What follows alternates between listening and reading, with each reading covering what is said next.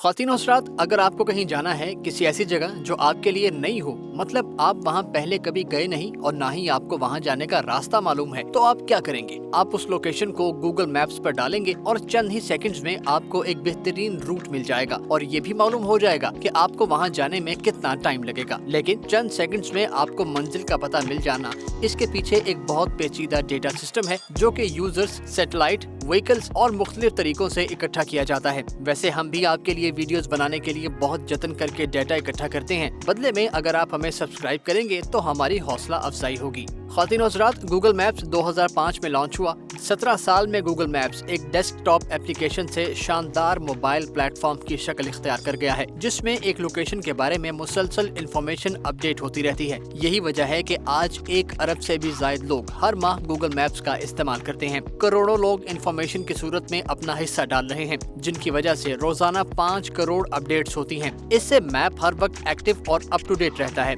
लेकिन जो डेटा इकट्ठा किया जाता है, उस पर कंपनी को प्राइवेसी एक्सपर्ट्स की तरफ से तनकीद का भी सामना रहता है। आपको तफसील से बताते हैं कि गूगल ने किस तरह पूरी दुनिया का नक्शा खींचा और किस तरह अपनी टेक्नोलॉजी में एक इनकलाब लेकर आए। दोस्तों, जब गूगल मैप्स लॉन्च हुआ तो लोगों ने ऐसी टेक्नोलॉजी कभी देखी नहीं थी। सैटेलाइट इमेजरी के साथ सब लोग अपना घर ही ढूंढते रहते थे। ये दुनिया का एक नया व्यू था। गूगल मैप्स ने अपनी टेक्नोलॉजी को तेजी से फैलाना शुरू कर दिया। उन्होंने डेवलपर्स को हायर किया, एंड्रॉइड और iOS ऐप्स को लॉन्च किया। दोस्तों, गूगल सैटेलाइट इमेजेस को इस्तेमाल करता है ताकि एक एक्यूरेट मैप बना सके। उसमें सड़कों और गलियों का व्यू भी शामिल है।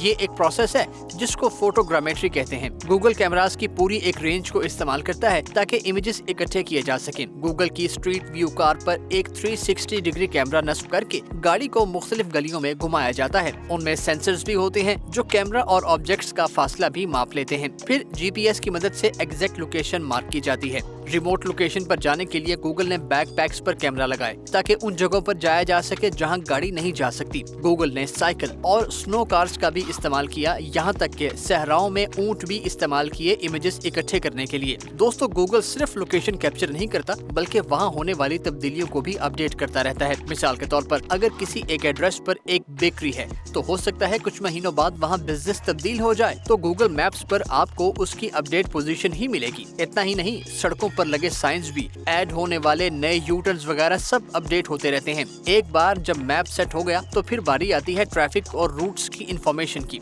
ये जानने के लिए कि किस जगह पहुंचने में आपको कितना वक्त लगेगा या वो जगह कितनी मसरूफ है, गूगल सहारा लेता है रिव्यूज का, अवामी इंफॉर्मेशन और लोकेशन डेटा का। फिर अपने एल्गोरिदम को इस्तेमाल करते हुए ट्रैफिक पैटर्न को जमा करता है। आपकी लोकेशन और लाखों दूसरे सारिफिन की लोकेशन को इस्तेमाल करते हुए एक परफेक्ट आइडिया देता है।